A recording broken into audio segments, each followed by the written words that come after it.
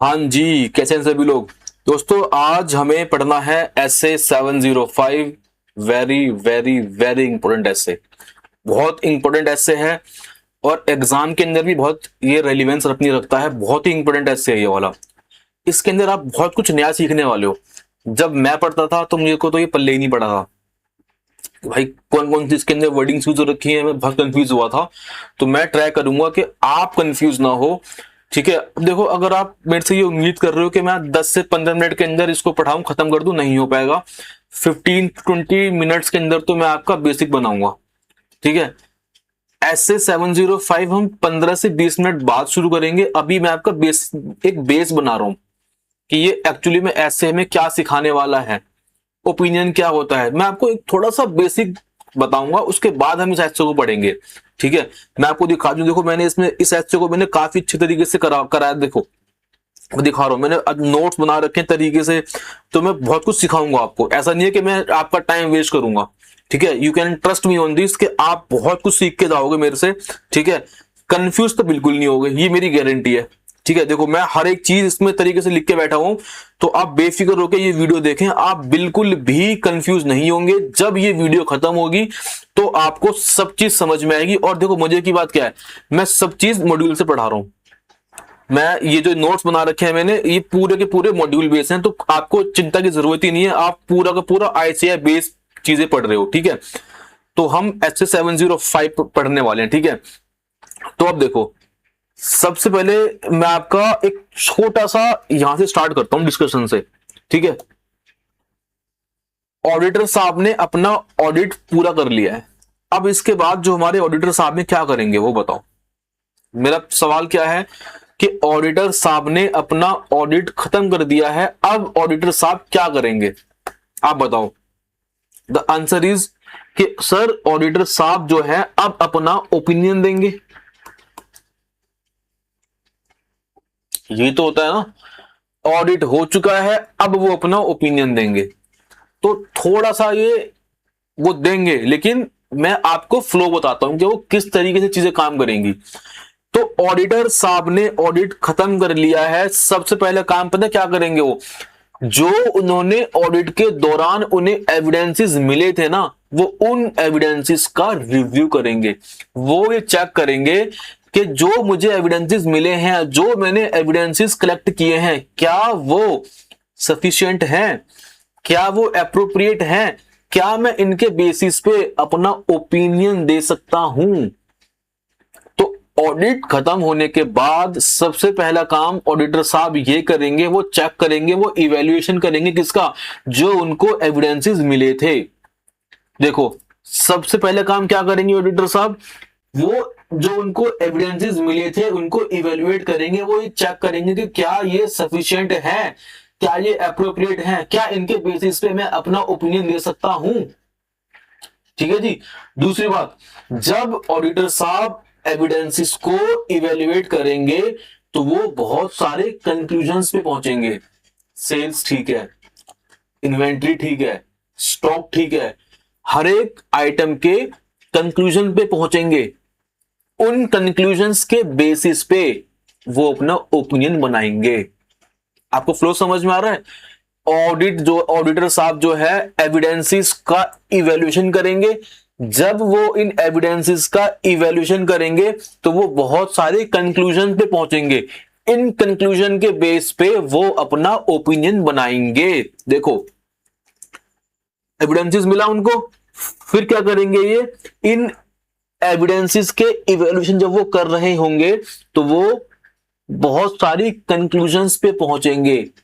Stock ठीक है, inventory ठीक है, सेल्स ठीक है। कंक्लूजन्स पे पहुंचने के बाद वो अपना ओपिनियन बनाएंगे कि हाँ, अब मेरा ओपिनियन बन चुका है कि जी फाइनेंशियल स्टेटमेंट्स ठीक है या गलत है। आपको ये फ्लो समझ में आया। ऑडिटर ओपिनियन कैसे देगा, वो ऐसा नहीं है कि सीधा ऑडिट खत्म हो जाएगा ओपिनियन दे देगा। पहले वो एविडेंसेस का इवैल्यूएशन करेगा। जब वो इवैल्यूएशन करेगा तो वो बहुत सारे कंक्लूजन्स पे पहुंचेगा, बहुत सारे कंक्लूजन्स पे पहुंचेगा। इन कंक्लूजन्स के बेसिस पे अपना ओपिनियन देगा। मतलब देखो, एविडेंसेस मिले, इनका इवैल्यूएशन किया, कंक्लूजन्स पे पहुंचा और अपना ओपिनियन दे देगा। मेरी बात समझ में आई? ओपिनियन देने के बाद उसको ओपिनियन बन चुका है तो क्या करेगा वो? ओपिनियन बन चुका है तो ऑडिटर साहब एक ड्राफ्ट ऑडिट रिपोर्ट बनाएंगे, एक ड्राफ्ट ऑडिट रिपोर्ट बनाएंगे और उसको पार्टी को दिखा देंगे कि ये देख लो जी, आपकी ऑडिट रिपोर्ट ऐसी होने वाली है। कुछ प्लस माइनस होगा, उसे करने के बाद क्या करेंगे वो? एक फाइनल रिपोर्ट को साइन करा के उसको इशू कर देंगे। ये पूरा फ्लो है ऑडिट होने के बाद। क्या सीखा हमने? हमने ये सीखा ऑडिट जब खत्म हो जाता है तो ऑडिटर साहब ऑडिट के दौरान जो एविडेंसेस कलेक्ट करते हैं उन एविडेंसेस का वो इवैल्यूएशन करते हैं। क्या ये जो एविडेंसेस हैं जो मुझे मिले हैं, क्या ये सफिशिएंट हैं, क्या ये एप्रोप्रिएट हैं, क्या इनके बेसिस पे मैं अपना ओपिनियन दे सकता हूं? तो जब ऑडिटर साहब इन एविडेंसेस का इवैल्यूएशन करते हैं तो वो बहुत सारी कंक्लूजन्स पे पहुंचते हैं। इन कंक्लूजन्स पे जब वो पहुंचते हैं, एग्जांपल दूं आपको मैं, जैसे दे रखा था मैंने कि यार सेल्स मेरी ठीक है, इन्वेंट्री मेरी ठीक है, ये कंक्लूजन्स होती हैं। इन कंक्लूजन्स के बेसिस पे वो अपना ओपिनियन बना लेंगे कि हाँ अब मेरा ओपिनियन बन चुका है, फिर वो इसको अपनी रिपोर्ट के अंदर लिख के साइन करा लेंगे। हम अभी यहां पे अटके हुए हैं, अभी हम यहां ये वाली चीज पढ़ रहे हैं, अभी हम ये वाली चीज पढ़ रहे हैं, अभी हम ओपिनियन वाले पोर्शन पे हैं। हम अभी क्या पढ़ रहे हैं देख लो, हम अभी ओपिनियन के बारे में सीख रहे हैं कि यार ओपिनियन होता कैसे है, किस तरीके से ये होता है। ठीक है, ओपिनियन क्या है, कितने प्रकार के हैं, अब हम सीखने वाले हैं ये चीज। तो पहले मैंने आपको ये सिखा दिया कि क्या फ्लो होता है। ठीक है जी। दूसरी चीज, अब मुझे एक चीज बताओ आप, हम स्टार्टिंग से पढ़ते आ रहे हैं कि यार ऑडिटर साहब का ऑब्जेक्टिव होता है ओपिनियन देना। ऑडिटर जो ऑडिट करता है उसको ऑब्जेक्टिव, उसका एंड गोल क्या है? ओपिनियन देना। अब मुझे बताओ ऑडिटर जो है वो अपना ओपिनियन कैसे देगा? वो लिख के देगा, फोन पे देगा, कैसे देगा? तो आंसर इज, जो भी ऑडिटर है अपना ओपिनियन देगा वो एक रिटर्न रिपोर्ट में देगा। किस में देगा? एक रिटर्न रिपोर्ट में देगा, जिसको हम बोलते हैं ऑडिट रिपोर्ट, जिसको हम लोग क्या बोलते हैं? ऑडिटर साहब जो अपना ओपिनियन देंगे वो एक रिटर्न फॉर्म में देंगे, उसको बोलते हैं ऑडिट रिपोर्ट। तो अब मुझे बताओ कि उस जो ओपिनियन देगा वो उसका कंटेंट क्या होगा? मतलब अब मुझे बताओ, अगर ऑडिटर साहब को एक फॉर्मेट नहीं दिया गया तो एक ऑडिटर साहब हैं, ये कुछ और तरीके से अपना ओपिनियन देंगे, ये कुछ और तरीके से अपना ओपिनियन देंगे, ये कुछ और वर्ड्स यूज करेंगे, ये कुछ और वर्ड्स यूज करेंगे, तो कोई यूनिफॉर्मिटी नहीं होगी। मेरी बात समझ में आ रही है? अगर हमारे पास किसी चीज का कोई प्रॉपर फॉर्मेट नहीं है तो देयर इज नो यूनिफॉर्मिटी। इन भाई की वर्डिंग्स अलग होगी, इन भाई की वर्डिंग्स अलग होगी, इनकी वर्डिंग्स अलग होगी। हर ऑडिटर अपने हिसाब से वर्डिंग्स को यूज करेगा। तो प्रॉपर फॉर्मेट होना बहुत जरूरी है।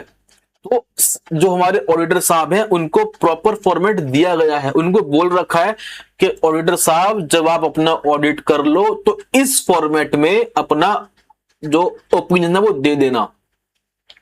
इससे क्या होगा? हर ऑडिटर जो है वो सेम तरीके से अपना ओपिनियन देगा। तो किस तरीके से ओपिनियन देगा वो आयो सीखते हैं।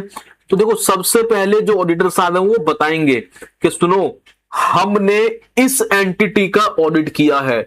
जिस एंटिटी का वो ऑडिट करता है पहले वो उसके बारे में बताएगा कि देखो हमने इस रिंगस्टन लिमिटेड का ऑडिट किया है और इसके अंदर भी हमने इसकी बैलेंस शीट चेक करी है, P&L चेक किया है, नोट्स टू अकाउंट्स चेक किए हैं, इसकी जितनी भी सिग्निफिकेंट अकाउंटिंग पॉलिसीज हमने वो चेक करी है और एनी अदर एक्सप्लेनेटरी इंफॉर्मेशन सब चेक किया है हमने।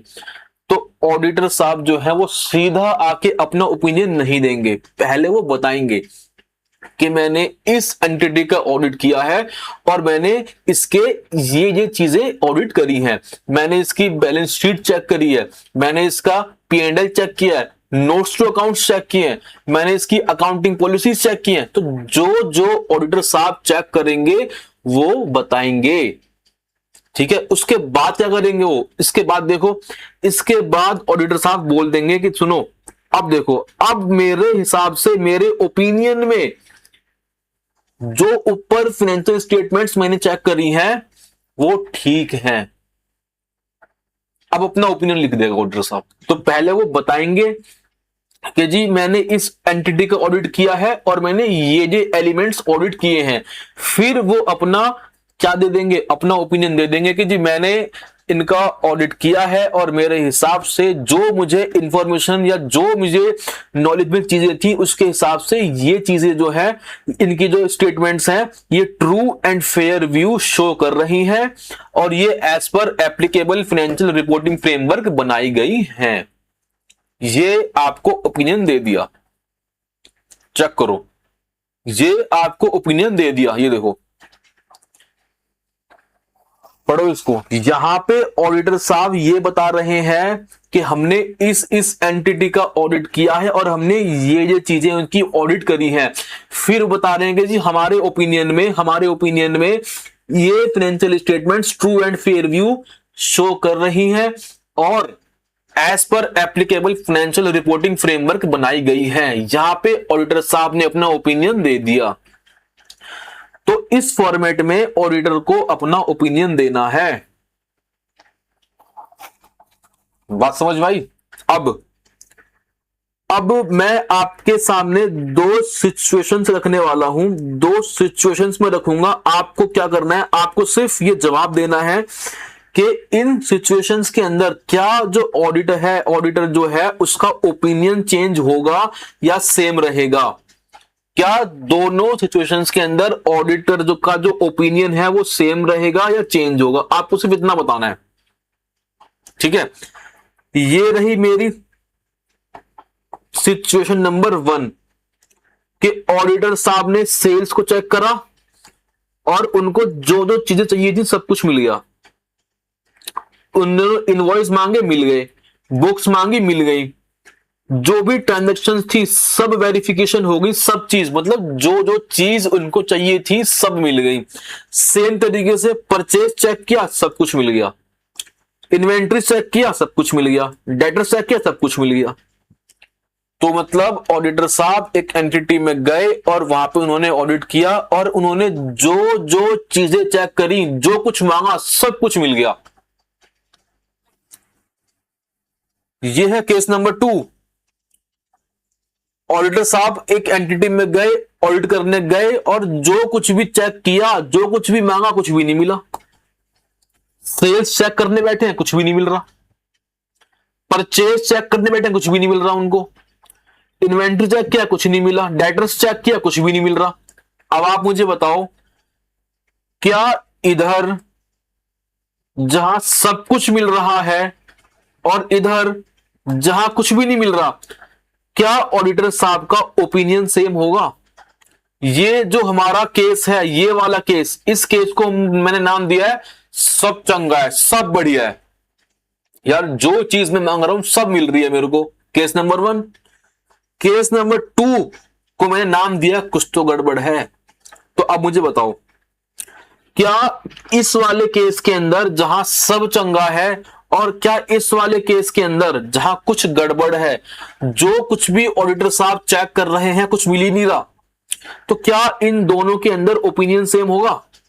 आप सोचो, जब तक मैं 2 घूंट पानी पी लेता हूं। सोचो जरा आप लोग।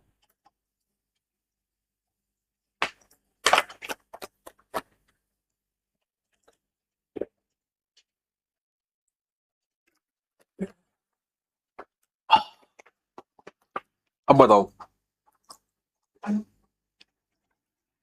क्या यहां पे जहां पे सब कुछ बढ़िया है, जो चीज ऑडिटर साहब मांग रहे हैं सब कुछ मिल रही है, और यहां पे जो चीज मांग रहे हैं, जिस चीज पे हाथ रख रहे हैं, कुछ भी नहीं मिल रहा, तो क्या दोनों केस के अंदर ओपिनियन सेम होगा? The answer is big no. The answer is no. Sir, opinion same कैसे हो सकता है? यहां पे हम जो कुछ मांग रहे हैं सब कुछ मिल रहा है, यहां तो कुछ मिल ही नहीं रहा, तो कुछ ना कुछ तो चेंजेस होंगे ना। ऑडिटर साहब अपने ओपिनियन में कुछ ना कुछ तो बोलेंगे कि मेरे हिसाब से ये चीज गलत है, मेरे हिसाब से इन्वेंट्री गलत है, ये गलत, कुछ तो बोलेंगे। तो एक केस ये है कि ऑडिटर साहब आके ये बोल रहे हैं कि जी सब कुछ बढ़िया है, फाइनेंशियल स्टेटमेंट्स बिल्कुल ठीक है, कोई गलती नहीं है, as per applicable financial reporting framework है, कोई गलती नहीं है।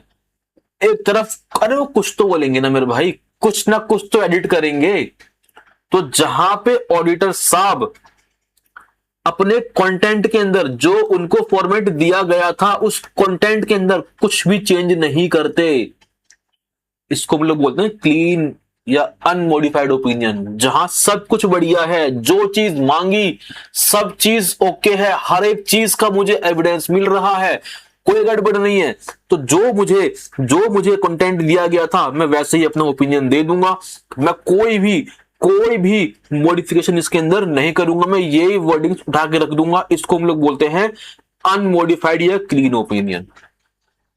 मेरी बात समझ में आई? तो अब बताओ अनमोडिफाइड ओपिनियन क्या होता है कि साहब जो ऑडिटर साहब को ये फॉर्मेट दिया गया था, जब इसके अंदर कोई चेंजेस वो नहीं करता, जैसा उसको दिया गया था वो वैसा ही चिपका देता है, उसको हम लोग बोलते हैं क्या? अनमोडिफाइड। इसके अंदर कुछ भी मॉडिफिकेशन नहीं है, जो चीज जैसे फॉर्मेट में दी गई थी वैसी लिख दी उसने। और ये कब पॉसिबल है? जब सब चंगा होता है, जब सब चंगा होता है। ये कब चंगा होता है बताओ?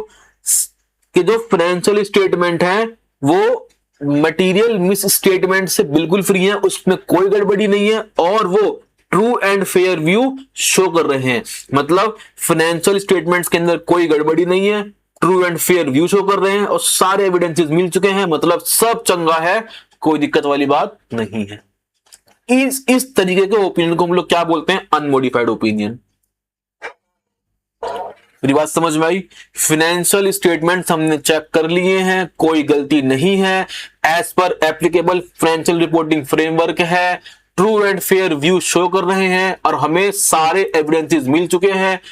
तो ऑडिटर जो अपना ओपिनियन देगा वो फॉर्मेट उठा के जो उसको दिया गया था वही चिपका देगा, उसमें कोई प्लस माइनस नहीं करेगा, उसको बोलते हैं हम लोग अनमोडिफाइड ओपिनियन। मेरी बात समझ में आ रही है? उसको हम लोग क्या बोलते हैं? Unmodified opinion. देख लो, ये जो फॉर्मेट दिया गया था इसी को उठा के वो कर देगा, कोई प्लस माइनस कुछ नहीं, अनमोडिफाइड ओपिनियन। और जहां पे कुछ ना कुछ गड़बड़ होती है अरे भाई वो कुछ ना कुछ तो प्लस माइनस करेगा ना।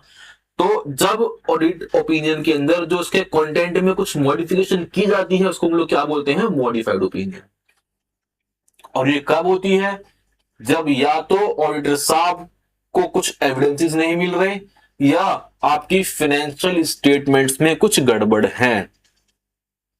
बात समझ में आई कि नहीं आई? तो इतनी सी बात से हमें यह समझ में आता है कि जो ओपिनियन है वो दो प्रकार के होते हैं। एक होता है हमारा क्लीन ओपिनियन या अनमोडिफाइड ओपिनियन। सब चंगा है, जो हमें चीजें दी गई थी जिस फॉर्मेट में दी गई थी, जब हम वही फॉर्मेट रखते हैं, कुछ भी इसके अंदर चेंजेस नहीं करते, तो इस ओपिनियन को हम लोग बोलते हैं अनमोडिफाइड क्लीन ओपिनियन। और ये हम कब देते हैं? जब फाइनेंशियल स्टेटमेंट्स में कोई गलती नहीं है, as per applicable financial reporting framework है, true and fair view show कर रहे हैं, और सारे के सारे एविडेंसेस मिल गए हैं, तो हम क्लीन ओपिनियन दे देते हैं। जो फॉर्मेट हमें दिया गया था उसमें हम कुछ भी मॉडिफिकेशन नहीं करते, अनमॉडिफाइड ओपिनियन। और जब कुछ गड़बड़ होती है तो हम क्या देते हैं? मॉडिफाइड ओपिनियन देते हैं। इसका मतलब क्या है? ये जो ओपिनियन है इसकी वर्डिंग्स में हम कुछ ना कुछ मॉडिफाई करेंगे, और मॉडिफिकेशन हम करते हैं दो सिचुएशंस के अंदर, या तो कुछ गड़बड़ है या हमें एविडेंसेस नहीं मिल रही। बात समझ में आई कि नहीं आई? आपने इनको फ्लो समझा? पहले मैंने आपको फ्लो समझाया कि हमारा ऑडिट खत्म हो गया, अब हम क्या करेंगे। फिर मैं आपको लेकर चला किसकी तरफ गया? ओपिनियन की तरफ। और अब हम कहां चल चुके हैं कि यार कुछ ना कुछ तो मॉडिफिकेशन होगी। अब देखो ध्यान से, अब थोड़ा सा आगे बढ़ते हुए मैं आपको एक कॉन्सेप्ट की तरफ लेके जाना चाहूंगा जिसका नाम है material and pervasive. Concept of material and pervasive काफी इंपॉर्टेंट है, ठीक है। ये आपको समझ में आ गया तो ओपिनियन वाला जो पोर्शन है जो हम आगे करेंगे आपको वो यूं समझ में आ जाएगा। तो देखो एग्जांपल लेते हैं, हमें एक कंपनी का ऑडिट अलॉट हुआ है, ये ऑडिटर साहब हैं, इन्हें एक कंपनी का ऑडिट अलॉट हुआ है और ये उसकी कहानी है। उसका रिवेन्यू कितने का है, 500 करोड़ का है। उसके एक्सपेंस कितने हैं, 400 करोड़। उसके ये कितने एसेट्स, 800 करोड़। ये लायबिलिटी है 300 करोड़ की, और ये इन्वेंट्री है 200 करोड़ की। तो हमें एक कंपनी का ऑडिट मिला है और ये उसकी फाइनेंशियल इंफॉर्मेशन है। हमने इसका ऑडिट किया और हमारे हिसाब से देखो रिवेन्यू ओके है, बिल्कुल एक्सपेंसेस ओके हैं, एसेट्स ओके हैं, लायबिलिटी ओके हैं, इन्वेंट्री में गड़बड़ है भाई। 200 करोड़ रुपए की जो इन्वेंट्री है इसमें गड़बड़ है। तो जब फाइनेंशियल स्टेटमेंट्स में गड़बड़ होती है इसको हम लोग क्या बोलते हैं, मिसस्टेटमेंट। बात समझ में आई? अभी सिर्फ मैंने इतना बोला कि यार हमें इस कंपनी का ऑडिट मिला है, ये इसकी फाइनेंशियल इंफॉर्मेशन है, हमने इसका ऑडिट किया तो हमें इन्वेंट्री में गलती मिली। फाइनेंशियल स्टेटमेंट्स के अंदर कुछ भी गलती होती है उसको हम बोलते हैं मिस स्टेटमेंट। मतलब वैल्यूएशन ऑफ इन्वेंट्री क्या है, रॉन्ग है। अब मुझे ये बताओ, आप इन्वेस्टर हो, आप इस कंपनी के इन्वेस्टर हो, अगर ये बात आपको पता लग जाए कि कंपनी की 200 करोड़ रुपए की इन्वेंट्री है और वो इन्वेंट्री में गड़बड़ है, मैं आपसे क्या कह रहा हूं, अगर ये बात मैं आपको बता दूं कि इस कंपनी की 200 करोड़ रुपए की इन्वेंट्री है और इसमें गड़बड़ है, तो एज ए इन्वेस्टर्स क्या आपके डिसीजन पे कुछ फर्क पड़ेगा क्या? बताओ, एज ए इन्वेस्टर कुछ फर्क पड़ेगा? द आंसर इज यस भाई। उसका बिल्कुल उसका डिसीजन बदल सकता है ना यार। भाई 200 करोड़ रुपए कोई छोटी मोटी अमाउंट थोड़ी है, बड़ी अमाउंट है ना।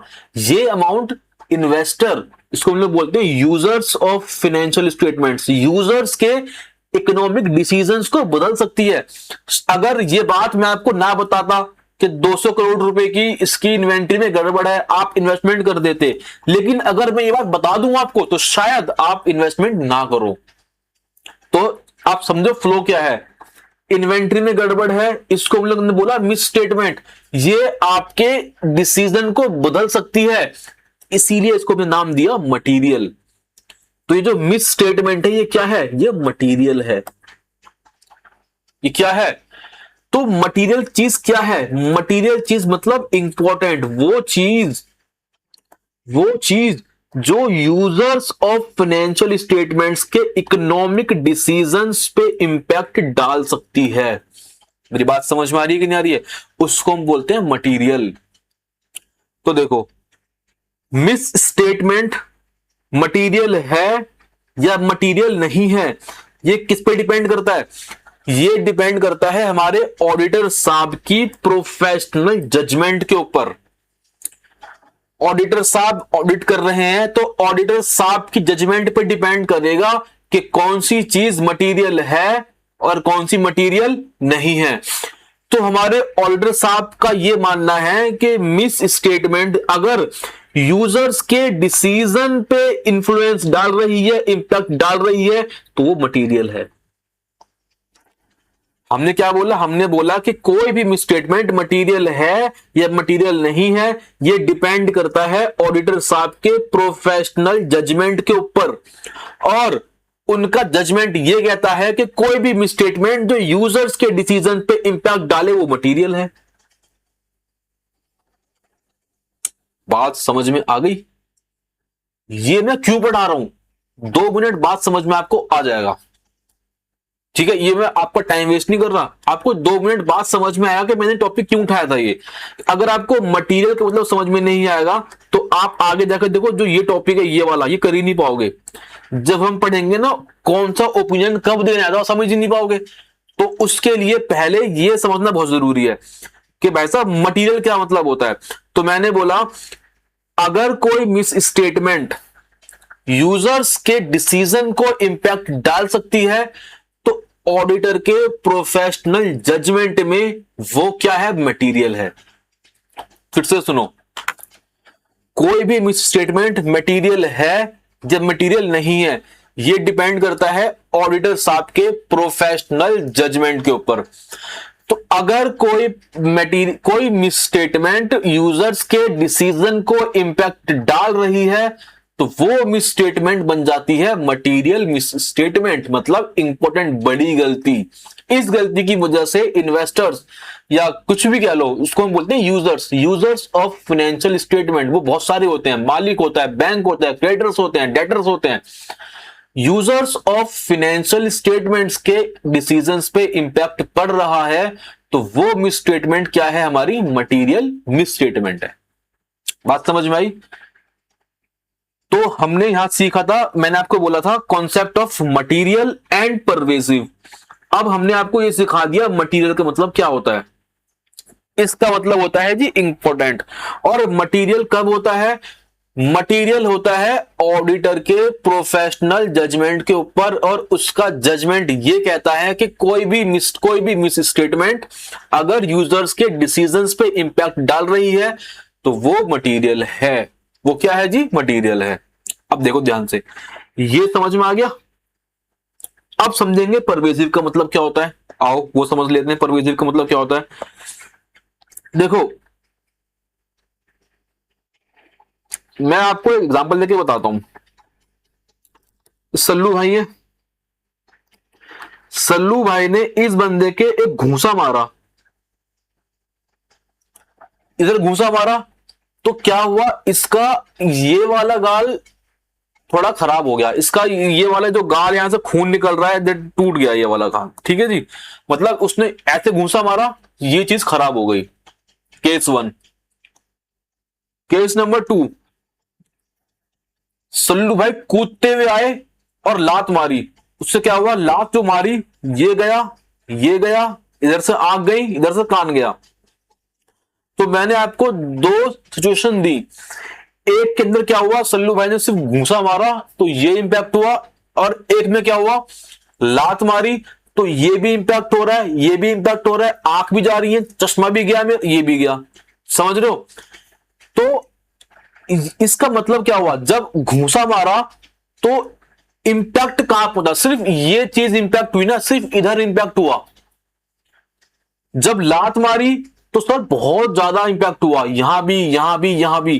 तो परवेजिव जब मैं वर्ड यूज करता हूं तो इंपैक्ट वर्ड जो मिस स्टेटमेंट है, जो तुम्हारी गलती हुई है, उस गलती का स्टेटमेंट, जो फाइनेंशियल स्टेटमेंट है, कहां कहां असर पड़ रहा है। फिर से बोलो सर, मुझे समझ में नहीं आया, मेरी बात सुनो भाई। आपकी फाइनेंशियल स्टेटमेंट्स के अंदर एक गलती है, मिस स्टेटमेंट है। अब हमें यह पता करना है कि उस मिस स्टेटमेंट का इंपैक्ट कहां कहां पड़ रहा है। जैसे इधर देखो, इधर देखो, हमने प्रॉफिट एंड लॉस अकाउंट के अंदर सेल्स दिखा दी, गलत बोल गया मैं, आप देखना ट्रेडिंग अकाउंट के अंदर मैंने सेल्स दिखाई, सेल्स गलत है। अब बताओ सेल्स के गलत होने से क्या होगा। सर सेल्स गलत होने से पता क्या होगा, कंपनी का रिवेन्यू गलत, रिवेन्यू गलत, तो यहां पे जो मेरा ग्रॉस प्रॉफिट निकलता है वो गलत, ग्रॉस प्रॉफिट गलत, नेट प्रॉफिट गलत, टैक्स गलत, सब चीज गलत। तो इसका आप इंपैक्ट देख रहे हो, एक गलती की वजह से पूरा देखो कितनी चीजें इंपैक्ट हो रही हैं। इस इफेक्ट को हम बोलते हैं परवेजिव। बात समझ में आई? परवेजिव का मतलब क्या होता है, परवेजिव जो ये वर्ड है इसको ऑडिट में हम यूज करते हैं मिस स्टेटमेंट का इंपैक्ट, कि उसका इफेक्ट कहां कहां हो रहा है ये चेक करने के लिए। तो वो वर्ड क्या होता है, परवेजिव। इतनी बात समझ में आई कि नहीं आई, कि भैया इस फाइनेंशियल स्टेटमेंट का इफेक्ट कहां कहां हो रहा है। अगर इस मिस स्टेटमेंट का इफेक्ट बहुत सारी जगह पे हो रहा है ना, उसको बोलता हूं परवेजिव। समझे? इस मिसस्टेटमेंट का, इस गलती का इफेक्ट अगर बहुत सारी जगह पे हो रहा है तो उसको मैं बोलूंगा क्या, परवेजिव। देखो परवेजिव का मतलब क्या होता है, a word used to describe the effect of misstatement on the financial statement। Miss statement का फाइनेंशियल स्टेटमेंट पे क्या इंपैक्ट पड़ रहा है, इस इंपैक्ट को बताने के लिए जो मैं वर्ड यूज करता हूं वो परवेजिव है। अगर एक मिस स्टेटमेंट का बहुत ज्यादा इफेक्ट है, बहुत सारी चीजों पे इफेक्ट पड़ रहा है, तो इसको बोलता हूं परवेजिव। जैसे एग्जांपल दिया मैंने, भैया मेरी सेल्स गलत, तो मेरी सेल्स गलत तो रिवेन्यू गलत, प्रॉफिट गलत, टैक्स गलत, इसका इंपैक्ट बहुत सारी चीजों पे पड़ रहा है, तो ये जो मेरी मिस स्टेटमेंट हुई है ये है परवेजिव। मेरी बात समझ में आई कि नहीं आई? एक गलती हो गई, इससे समझते हैं। मैं आपको एक एग्जांपल देके समझा देता हूं तो समझ में चीजें अच्छे से आ जाएंगी। देखो, मैंने बोला कि ये मेरा ट्रेडिंग अकाउंट है, यहां पे मैंने सेल गलत लिख दी, कुछ गड़बड़ हो गई, तो ये जो मैंने सेल लिखी, ये लिखी, इसको बोलेंगे हम मिस स्टेटमेंट। भाई गड़बड़ हो गई, इसको हम क्या बोलेंगे? मिस स्टेटमेंट बोलेंगे। अब इस मिस स्टेटमेंट का इंपैक्ट कहां कहां पड़ रहा है, इस इंपैक्ट को बताने के लिए हम जो वर्ड यूज करते हैं उसको बोलते हैं परवेजिव। अगर ये मिस स्टेटमेंट बहुत जगह इंपैक्ट डाल रही है तो हम बोलते हैं कि ये मिस स्टेटमेंट परवेजिव है। बात समझ में आई? अगर इंपैक्ट सिर्फ एक जगह, ये मैंने बोला भाई साहब सिर्फ टेलीफोन एक्सपेंस गलत है, तो इसका इंपैक्ट क्या हो रहा है? कुछ नहीं, ये तो गलत हुआ है। मैंने बोला इन्वेंट्री गलत है, अरे तो सिर्फ इसका जो इंपैक्ट है वो सिर्फ इन्वेंट्री पे तो आ रहा है ना, और कहीं तो नहीं पड़ रहा ना। ये होता है परवेजिव, कि हमें मिस स्टेटमेंट के इफेक्ट को, इंपैक्ट को फाइनेंशियल स्टेटमेंट में बताना है, उस वर्ड को परवेजिव बोलते हैं। तो अगर एक मिस स्टेटमेंट का इफेक्ट बहुत सारी जगह पे आ रहा है उसको हम परवेजिव बोलते हैं। समझे बात को? समझे? तो देखो, परवेजिव का मतलब क्या होता है? परवेजिव का मतलब हुआ word used to describe the effect of misstatement on financial statement. कोई मिस स्टेटमेंट जिसका इफेक्ट बहुत सारी चीजों पे पड़ता है उसको हम लोग क्या बोलते हैं? परवेजिव बोलते हैं। आ जाओ, देखो कब कब परवेजिव होता है? अगर उसका इफेक्ट जो है कन्फाइंड नहीं है, मतलब बहुत सारी चीजों पे पड़ रहा है, पहला। दूसरा बोल रहा है ह्यूज अमाउंट। क्या मतलब इस चीज का, ह्यूज अमाउंट का? देखो, सपोज करो मैंने बोला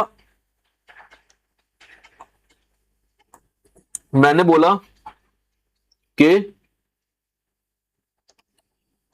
कैश 1 करोड़ है। क्या बोला मैंने? कैश 1 करोड़ है और इसमें गड़बड़ है, तो ये गड़बड़ है, तो ये हो गई मिस स्टेटमेंट। ये क्या हो गई जी? एक ये मिस स्टेटमेंट हो गई। अब मुझे चेक करना है कि इस मिस स्टेटमेंट का इफेक्ट कहां कहां पड़ रहा है, तो इसका इफेक्ट कहीं नहीं पड़ रहा, तो मैं बोल दूंगा कि ये परवेजिव नहीं है। लेकिन परवेजिव की डेफिनेशन ने ये बोला कि सुनो, तुम अगर ये समझ रहे हो कि अगर कोई चीज एक जगह पे कन्फाइंड है वो परवेजिव है, तो गलत है। मतलब जैसे तुम्हारी सेल्स थी, अगर ये मल्टीपल जगहों पे इफेक्ट डाल रही थी, तुम उसको परवेजिव बोल रहे थे। अब जैसे ये कैश है, ये मल्टीपल जगहों पे इफेक्ट नहीं डाल रहा, तो तुम इसको परवेजिव नहीं बोल रहे, ये गलत है। वो कह रहा है कि अगर कोई सिंगल एलिमेंट में भी गड़बड़ है और वो एक मेजर पोर्शन है, ह्यूज पोर्शन है, तो इसको भी तुम परवेजिव बोलोगे। तुम्हारे 1 करोड़ की कैश में गड़बड़ है और तुम्हारे टोटल एसेट्स 2 करोड़ रुपए के हैं, अब बताओ। तो उसने 3 पैरामीटर्स दिए हैं, कह रहा हम परवेजिव उसको बोलेंगे जो ये 3 पैरामीटर्स को पूरा करेगा। पहला पैरामीटर तो क्या हो रहा है? पहला पैरामीटर तो ये है कि भाई साहब ये गलती कन्फाइंड नहीं है, मतलब एक अकाउंट, एक जगह तक सीमित नहीं है। जैसे सेल्स है, तो सेल्स में गड़बड़ी है, तो ये बहुत जगह को इंपैक्ट कर रहा है, किसी एक जगह पे कन्फाइंड नहीं है, इसको हम बोल देंगे परवेजिव। दूसरी चीज कह रहा है अगर कोई एक अमाउंट भी है, कोई बड़ा अमाउंट है, लेकिन वो अमाउंट जो है सिर्फ एक ही जगह पे कन्फाइंड है, लेकिन जैसे मैंने बोला कैश, गड़बड़ी सिर्फ कैश में है और कहीं नहीं है, लेकिन ये जो अमाउंट है, ये तुम्हारा अमाउंट एक बहुत बड़ा अमाउंट है, तुम्हारे एसेट्स का एक मेजर हिस्सा है, तो इसको भी हम परवेजिव बोल देंगे। देखो समझो इस चीज को, आ जाओ। देखो, inventory of 80 crore not physically verified, 80 crore रुपए की जो 80 करोड़ रुपए की इन्वेंट्री वेरीफाई नहीं हो पाई, और हमारे टोटल एसेट कितने रुपए के, 100 करोड़ के। तो क्या रहा है, inventory is 80% of total assets, तो cannot rely on balance sheet and profitability. तो ये जो चीज है ये परवेजिव है, ये परवेजिव हो जाएगी। तो क्या कह रहा है, देखो पढ़ो, huge account even if confined to one account, that account represent a substantial proportion of financial statement। कह रहा है अगर एक अकाउंट में ही है लेकिन वो एक बहुत बड़ा अकाउंट है, तब भी उसको हम परवेजिव बोलेंगे। सेल्स अकाउंट था, मल्टीपल अकाउंट को उसने इफेक्ट डाला, मतलब एक अकाउंट में कन्फाइंड नहीं है, नॉट कन्फाइंड, इसका मतलब है कि वो सिर्फ एक अकाउंट तक कन्फाइंड नहीं है, मल्टीपल इफेक्ट डाल रहा है। वो सेल्स अकाउंट है, सेल्स में गड़बड़, तो क्या हमारा जीपी गलत, नेट प्रॉफिट गलत, उससे क्या होगा, रिजर्व सरप्लस गलत निकलेंगे। तो एक अकाउंट की गलती बहुत सारे अकाउंटों में जा रही है, नॉट कन्फाइंड, एक जगह कन्फाइंड नहीं है, परवेजिव है। क्या है, लेकिन अगर गलती एक अकाउंट में है लेकिन वो अकाउंट ही बहुत बड़ा है तो भी परवेजिव है। अरे बात समझ में आई कि नहीं आई? सिंपल ये लोग ये बोल रहे हैं कि परवेजिव का मतलब ये होता है कि एक गलती है, अगर वो बहुत सारे अकाउंटों को इफेक्ट डाल रही है, मतलब सिर्फ एक अकाउंट में कन्फाइंड नहीं है, तो परवेजिव है। एग्जाम्पल मैंने दिया सेल्स का, अगर आपकी सेल्स गलत होगी तो भैया मल्टीपल चीजें गलत हो जाएंगी, मल्टीपल अकाउंट्स में वो इफेक्ट डाल रही है, ठीक है जी।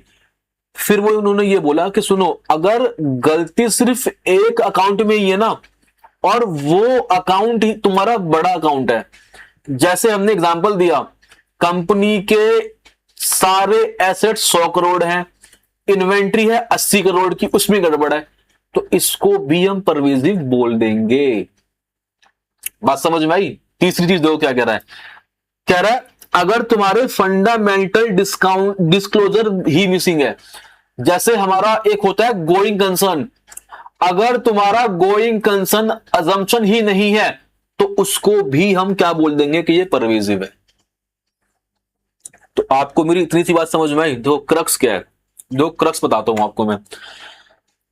जो फाइनेंशियल स्टेटमेंट्स के अंदर गलतियां हुई हैं, उस गलतियां के इफेक्ट को मेजर करने के लिए हम वर्ड यूज करते हैं परवेजिव।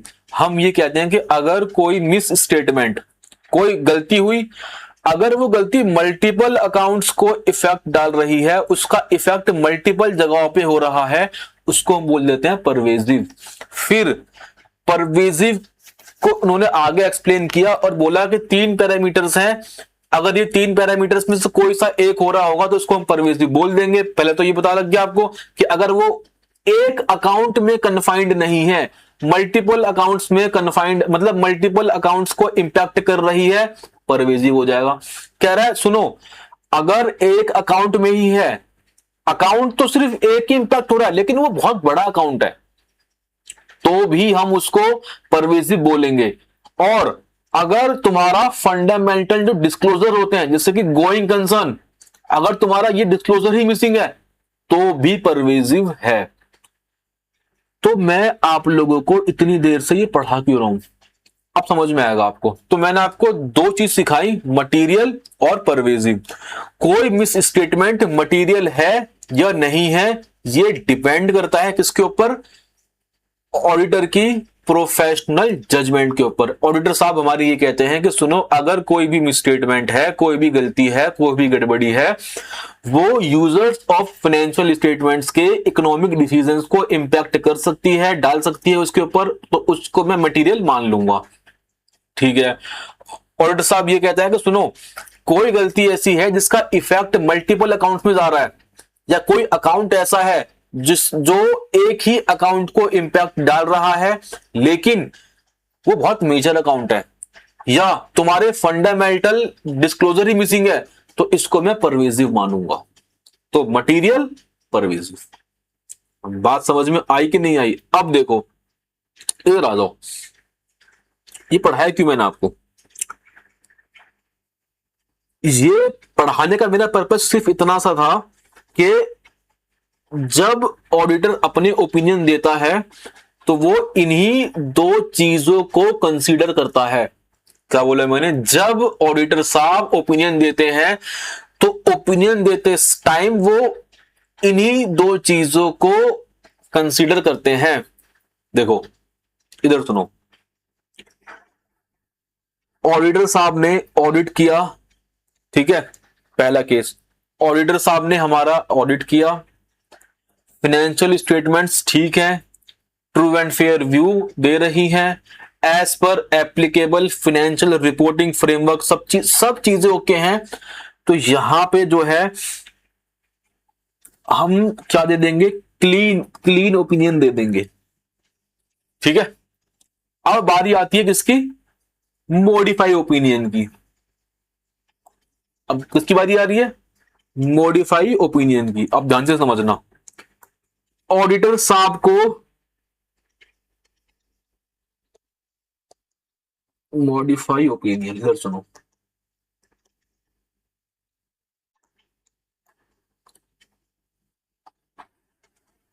ओपिनियन कब कब मॉडिफाई होता है?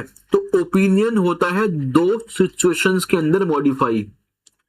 पहला, कि ऑडिटर साहब को गलती मिली। ऑडिटर साहब को क्या मिली? एक ऑडिटर साहब को एक गलती मिली, और पता है वो गलती कैसी थी? वो गलती थी मटेरियल। ऑडिटर कह रहा है कि अगर छोटी मोटी गलती होती तो मैं ओपिनियन को मॉडिफाई करता ही नहीं, लेकिन ये गलती तो कैसी है? मटेरियल है। मतलब ये गलती यूजर्स के फाइनेंशियल डिसीजंस पे इंपैक्ट डाल रही है, डाल सकती है, मैं ओपिनियन को मॉडिफाई करूंगा। तो ओपिनियन मॉडिफाई कब होता है? ऑडिटर साहब साफ साफ कह रहे हैं कि सुनो, अगर छोटी मोटी गलती होती तो मैं मॉडिफाई नहीं करता, लेकिन ये जो गलती है बहुत बड़ी है, यूजर्स के इकोनॉमिक डिसीजन पे फर्क डाल सकती है, तो मैं अपना जो ओपिनियन है इसको क्या करूंगा? मॉडिफाई करूंगा। तो ओपिनियन को मॉडिफाई करने का पहला क्या है सोर्स? Miss statement. वो भी कैसी? Material miss statement. दूसरा क्या है? ऑडिटर साहब को एविडेंस ही नहीं मिल रहे। तो अगर फाइनेंशियल स्टेटमेंट्स में मटेरियल मिस स्टेटमेंट है तो ओपिनियन मॉडिफाई होगा, और अगर ऑडिटर साहब को एविडेंस नहीं मिल रहे हैं तो भी ओपिनियन मॉडिफाई होगा। ध्यान से समझना। अब आ जाओ, जो मॉडिफाई ओपिनियन है, जो ऑडिटर साहब ओपिनियन मॉडिफाई करेंगे, वो होते हैं तीन प्रकार के। एक होता है मेरा क्वालिफाइड ओपिनियन। एक क्या होता है? एक होता है मेरा एडवर्स ओपिनियन। एक क्या होता है मेरा? एक आता है मेरा डिस्क्लेमर ऑफ ओपिनियन। तो ध्यान से समझो कहानी क्या है पूरी। ऑडिटर साहब ये कह रहे हैं कि सुनो, अगर कोई मटेरियल मिसस्टेटमेंट है तो मैं अपना ओपिनियन मॉडिफाई करूंगा, और अगर मुझे एविडेंस नहीं मिल रहे तो भी मैं अपना ओपिनियन मॉडिफाई करूंगा। मॉडिफाई जो करेगा ऑडिटर साहब, वो तीन तरीके से करेगा, तीन तरीके से वो अपना ओपिनियन देगा। क्वालिफाइड ओपिनियन, एडवर्स ओपिनियन, या डिस्क्लेमर ऑफ ओपिनियन। ये तीन प्रकार के तरीकों से ऑडिटर साहब अपने जो ओपिनियन है उनको मॉडिफाई करेंगे। हम सबसे पहले सीखते हैं क्वालिफाइड ओपिनियन, ठीक है। चलो इधर आओ। हम प्रॉफिट, हम एक काम करते हैं।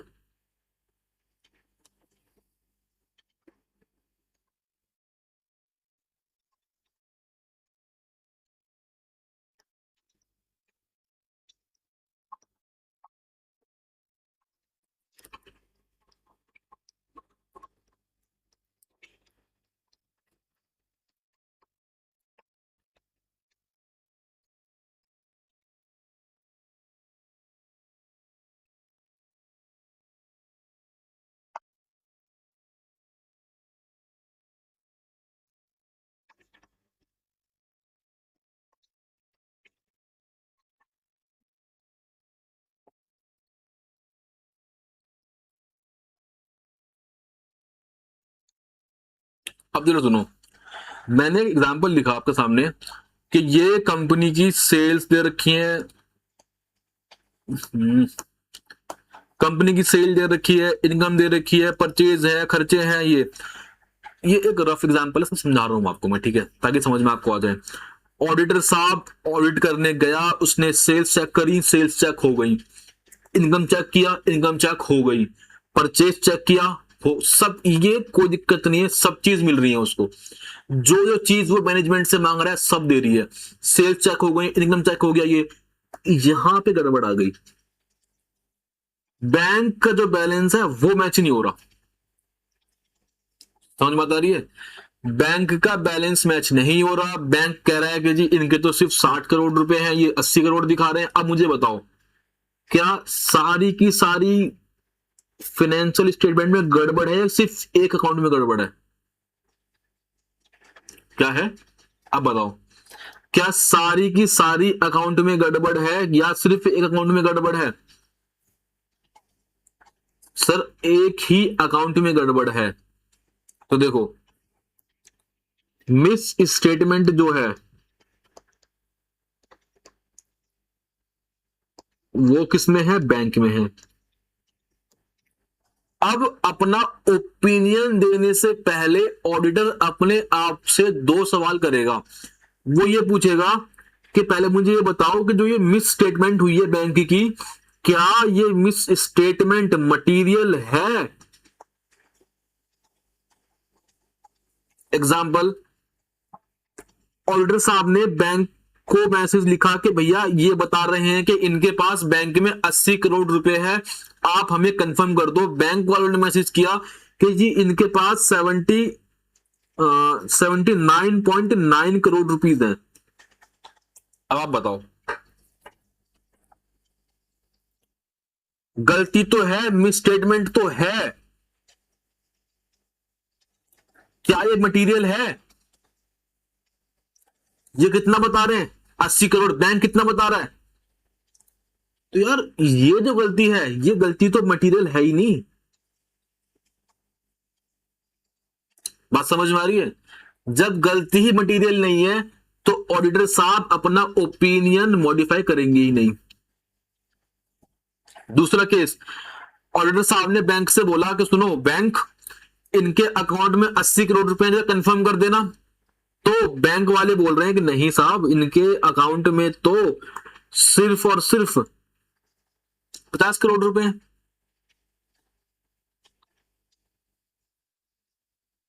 अच्छा जी, अब बताओ, क्या ये जो मिस स्टेटमेंट है क्या ये मटेरियल है? The answer is yes. भाई 20-30 करोड़ रुपए का अमाउंट आ रहा है, क्या ये जो मिस स्टेटमेंट है ये मटेरियल होगी? यस बिल्कुल होगी, ये मटेरियल है। दूसरी चीज, क्या ये जो मिस स्टेटमेंट है क्या ये परवेजिव है? क्या इसका इफेक्ट मल्टीपल जगहों पे पड़ रहा है? नो, सिर्फ और सिर्फ बैंक अकाउंट ही इफेक्ट हो रहा है। दूसरी चीज, क्या ये एक ह्यूज अकाउंट है? क्या ये एक अपने टोटल एसेट्स का एक मेजर हिस्सा है? The answer is yes, 80 crore major हिस्सा है। तो ये मिस स्टेटमेंट मटेरियल भी है और परवेजिव भी है। क्या है? मटेरियल भी है, परवेजिव भी है। तो जब भी ऑडिटर साहब ओपिनियन देंगे तो वो सबसे पहला काम क्या करेंगे? वो इवेल्युएट करेंगे। क्या करेंगे? इवेल्युएट करेंगे कि जो मिस स्टेटमेंट मुझे मिली है, जो मिस स्टेटमेंट मुझे मिली है, क्या वो मिस स्टेटमेंट मटेरियल है और क्या वो परवेजिव भी है। इसलिए मैं आपको वर्ड बार बार सिखा रहा था, मटेरियल, परवेजिव। बात समझ में आई? तो जब भी ऑडिटर साहब को मिस स्टेटमेंट मिलेगी तो ओपिनियन देने से पहले वो ये चेक करेंगे कि क्या ये जो मिस स्टेटमेंट है ये मिस स्टेटमेंट मटेरियल है या नहीं है। अगर मिस स्टेटमेंट मटेरियल है तो क्या अगर मिस स्टेटमेंट परवेसिव है तो क्या, अब ये सीखते हैं, आ जाओ। अब देखो, ऑडिटर साहब ने ऑडिट किया, उनको एक गलती मिल गई, मिस स्टेटमेंट मिल गई, ठीक है। ऑडिटर साहब ने ऑडिट किया, उन्हें गलती मिल गई, मिस स्टेटमेंट मिल गई, तो ऑडिटर साहब क्या पूछेंगे कि क्या ये मटेरियल है। अगर मटेरियल नहीं होगी तो बात ही खत्म हो जाएगी। तो ये मटेरियल है, लेकिन साहब ये ना परवेजिव नहीं है। मतलब सर गलती तो मटेरियल है, लेकिन ना इसका इंपैक्ट सिर्फ एक अकाउंट पे पड़ रहा है, जैसे कि cash account. Sir cash account material तो है, 100, आप सपोज करो 5 करोड़ रुपए कैश है, लेकिन सर वो मटेरियल तो है, लेकिन उसका ना इफेक्ट जो है ना वो सिर्फ कहीं और नहीं पड़ रहा, और ना वो बड़ा अमाउंट भी नहीं है, कोई डिस्क्लोजर भी नहीं है। तो वो अमाउंट जो है वो मटेरियल अमाउंट तो है, बट परवेजिव नहीं है वो। मेरी बात समझ में आ रही है? मैं एग्जांपल दे रहा हूं आपको कि सर इनके ना कैश में गड़बड़ी है, इनका जो कैश बैलेंस है वो 2 करोड़ रुपए का है, और इसको हम वेरीफाई नहीं कर पा रहे। तो ये जो गलती है ये मटेरियल तो है, लेकिन सर ये ना परवेजिव नहीं है। क्यों? क्योंकि इनके जो टोटल एसेट है ना वो सपोज 150 करोड़ के हैं, और 150 करोड़ में अगर तुम्हें 2 करोड़ की गलती मिल रही है, तो सर उसका इंपैक्ट जो है ना, वो इंपैक्ट जो है कहीं और नहीं बढ़ रहा, वो सिर्फ कैश तक ही कन्फाइंड है। तो सर देखो, 2 करोड़ जो है वो एक मटेरियल अमाउंट तो है, लेकिन सर वो ह्यूज अमाउंट नहीं है। क्यों? तुम्हारे एसेट्स 150 करोड़ के हैं, और 150 करोड़ में 2 करोड़ कितना परसेंट बैठ रहा है, तो सर ये एक ह्यूज अमाउंट भी नहीं है, इसके मल्टीपल इंपैक्ट भी नहीं पड़ रहे, और सर डिस्क्लोजर भी कुछ नहीं है। तो सर ये परवेजिव नहीं है। मटेरियल तो है, ऑडिटर को लग रहा है कि अगर इन्वेस्टर को पता लग गया कि ये कैश में गड़बड़ी दिखा रहे हैं तो इनका डिसीजन चेंज हो सकता है सर, लेकिन ये ना परवेजिव नहीं बैठ रहा। तो अगर ये कहानी है कि गलती मटेरियल तो है, लेकिन उसका इंपैक्ट कहीं और नहीं पड़ रहा, तो यहां पे ऑडिटर साहब देते हैं क्वालिफाइड ओपिनियन। क्या देंगे ऑडिटर साहब? Qualified opinion. ऑडिटर साहब बोलेंगे कि सुनो, हमने ऑडिट किया इनकी फाइनेंशियल स्टेटमेंट्स का, हमने चेकिंग करी, सब कुछ ठीक है एक्सेप्ट कैश। बात समझ में आई? इस चीज को हम लोग क्या बोलते हैं? इस चीज को बोलते हैं क्वालिफाइड ओपिनियन। कि जी सुनो, हमने इस कंपनी का फाइनेंशियल स्टेटमेंट्स का ऑडिट किया है, हमने बैलेंस शीट चेक करी, P&L चेक किया, ये चेक किया, सब कुछ चेक किया, हमारे ओपिनियन में सब कुछ ठीक है एक्सेप्ट कैश। देखो, अगर ऑडिटर साहब ऐसा ओपिनियन दे रहे हैं, उसको हम लोग बोलते हैं क्वालिफाइड ओपिनियन। बात समझ में आ रही है? उसको हम लोग क्या बोलते हैं? Qualified opinion. कि जी हमने ऑडिट किया, सब कुछ ठीक है except cash, except bank, except वो। ठीक है। दूसरी चीज,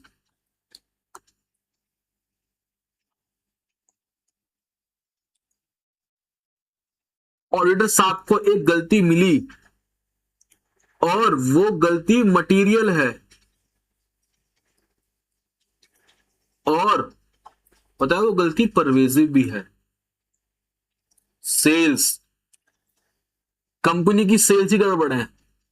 सर सेल्स तो एक मटेरियल अमाउंट है ना यार, मटेरियल चीज है। अगर इन्वेस्टर को पता लग गया कि इनकी सेल्स में गड़बड़ है, तो यार वो तो करेगा ही नहीं इन्वेस्टमेंट। तो सेल्स मटेरियल भी है, और पता है सेल्स की वजह से बहुत सारे अकाउंट इफेक्ट हो रहे हैं। ग्रॉस प्रॉफिट, नेट प्रॉफिट, आपका उधर से क्या जाएगा? देखो, ग्रॉस प्रॉफिट गया, नेट प्रॉफिट गया, आपकी टर्नओवर गया, उधर से आपका रिजर्व एंड सरप्लस में जाएगा, बहुत सारी चीजें इंपैक्ट डाल रहा है, तो परवेजिव भी है। तो जब ऑडिटर साहब को गलती मिलती है और वो गलती मटेरियल भी होती है, परवेजिव भी होती है, तो ऑडिटर साहब देते हैं एडवर्स ओपिनियन। तो ऑडिटर साहब क्या बोलते हैं? Adverse opinion. वो ये कह देंगे सुनो, हमने इस कंपनी का ऑडिट किया, हमने बैलेंस शीट, हमने ये चीज ऑडिट किया और हमारे हिसाब से इनके financial statements true and fair view show नहीं कर रहे। मेरी बात समझ में आ रही कि नहीं आ रही है? क्वालिफाइड ओपिनियन और एडवर्स ओपिनियन में फर्क क्या है? क्वालिफाइड ओपिनियन में ऑडिटर साहब ये कह रहे हैं कि हमने ऑडिट किया और हमें सब कुछ ठीक लगा except this, except cash, except bank, किसी एक चीज में गड़बड़ थी, उसको छोड़ के बाकी सब चीज ठीक है। एडवर्स ओपिनियन में ऑडिटर साहब ये कह रहे हैं कि हमने ऑडिट किया, हमें बहुत सारी गलतियां मिल रही हैं, परवेज जी भाई साहब इनकी तो financial statements true and fair view show ही नहीं कर रही। बात समझ में आई? अब मैं जो मैंने आपको पढ़ाया है वो दिखा भी देता हूं, आ जाओ दिखा दूं आपको। देखो क्वालिफाइड ओपिनियन तो क्या कह रहा है? In our opinion and to the best of our information according to, कहानी पेल रहा है, except for the impact of matter referred in the basis for qualified opinion, कह रहे except impact of the matter. आप देखो क्या लिख रखा है, इन्होंने यहां पे लिखा हुआ है कि ये मैटर कौन सा है, ये रहा।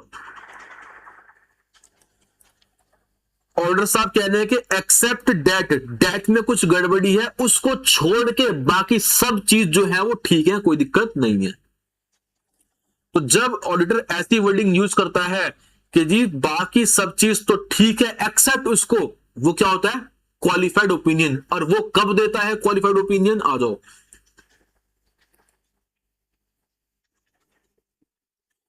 ऑडिटर साहब को गलती मिली और वो गलती मटेरियल तो है और परवेजिव नहीं है, तो क्या देगा वो? क्वालिफाइड देगा। बात समझ में आई? ऑडिटर साहब को गलती मिली है, वो गलती मटेरियल भी है लेकिन परवेजिव नहीं है, उसका अकाउंट जो उसका इंपैक्ट है वो सिर्फ एक जगह तक ही सीमित है। सर सिर्फ कैश ही तो बेकार है, बाकी सब चीज तो ठीक है ना। तो फाइनेंशियल स्टेटमेंट्स ठीक है एक्सेप्ट वो, तो उसको हम लोग बोलते हैं क्या? क्वालिफाइड ओपिनियन, जहां पे सब चीज ओके है लेकिन गड़बड़ सिर्फ एक अकाउंट में। अब हम पढ़ेंगे क्या? एडवर्स वाला। सर मटेरियल भी है परवेसिव भी है, आपकी तो financial statements true and fair view show ही नहीं कर रहे। हमें एविडेंसेस मिल चुके हैं कि आपकी financial statements true and fair view show नहीं कर रहे। आओ ये भी पढ़ लेते हैं। देखो ये एडवर्स ओपिनियन क्या कह रहा है, देखो वो does not give true and fair view, आपके financial statements true and fair view नहीं शो कर रहे। देखो एक बार फटाफट से आपको रिवाइज करा दूं मैं, क्या पढ़ाया मैंने आपको? मैंने ये बोला ऑडिटर साहब को एक गलती मिली, एक मिसस्टेटमेंट मिली, ठीक है, ऑडिटर साहब को एक मिसस्टेटमेंट मिली, तो ऑडिटर साहब पहले अपने सवाल ये पूछेगा कि क्या ये जो मिसस्टेटमेंट है क्या ये मटेरियल है? आंसर इज नो, मटेरियल नहीं है, कोई दिक्कत नहीं है। अगर मिसस्टेटमेंट मटेरियल है ही नहीं तो फिर कोई दिक्कत ही नहीं है, कोई बात नहीं। क्या ये मिस स्टेटमेंट मटेरियल है? हाँ मटेरियल है। क्या ये मिस स्टेटमेंट परवेजिव है?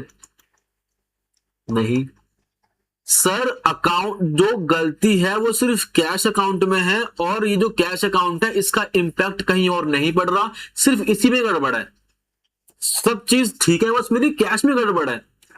अच्छा ऐसी बात है, तो इसको हम बोलते हैं क्वालिफाइड ओपिनियन।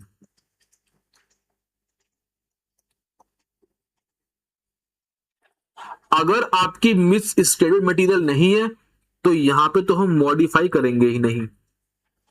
अगर आपकी मिस स्टेटमेंट मटेरियल है लेकिन परवेजिव नहीं है, इसका मतलब ये है कि सर मेरा ना सिर्फ कैश अकाउंट में गड़बड़ी है बाकी सब चीज ठीक है, तो क्वालिफाइड ओपिनियन। मिस स्टेटमेंट पता है तुम्हें मटेरियल भी है और ना परवेजिव भी है। सर इनकी ना सेल्स में गड़बड़ है। अच्छा तो सर अगर इनकी सेल्स गड़बड़ है ना तो इनका जीपी गलत, इनका नेट प्रॉफिट गलत, इनका रिजर्व सरप्लस गलत, इनका टैक्स गलत, सब कुछ गलत है सर। पूरा फाइनेंशियल स्टेटमेंट इनका हिल चुका है, पूरा फाइनेंशियल स्टेटमेंट भरोसे के लायक नहीं है, तो सर इसको हम बोलते हैं एडवर्स ओपिनियन। क्या बोलेंगे इसको हम लोग? Adverse opinion. सर पूरा फाइनेंशियल स्टेटमेंट भरोसे के लायक है सिवाय कैश के, क्वालिफाइड। पूरा का पूरा फाइनेंशियल स्टेटमेंट ही भरोसे के लायक नहीं है, एडवर्स ओपिनियन। कब देते हैं? अगर गलती मटेरियल है लेकिन परवेजिव नहीं है तो हम देंगे क्वालिफाइड ओपिनियन। अगर गलती मेरी मटेरियल है, परवेजिव भी है, तो हम देंगे एडवर्स ओपिनियन। क्वालिफाइड ओपिनियन में हम ये बोलेंगे कि भैया फाइनेंशियल स्टेटमेंट्स ओवरऑल ठीक है सिवाय इसके, एक्सेप्ट दिस। एडवर्स ओपिनियन में हम ये बोलेंगे कि जी आपकी फाइनेंशियल स्टेटमेंट्स पूरे as a whole true and fair view show नहीं कर रही, ये रिलायबल नहीं है। समझ में बात आ गई? हमने आपको सिखाया था ये चीज कि ऑडिटर साहब जो अपना ओपिनियन मॉडिफाई करते हैं वो दो चीजों पे करते हैं। एक तो करते हैं वो मिस स्टेटमेंट, उन्हें गलती मिल गई है, और दूसरा करते हैं कि जी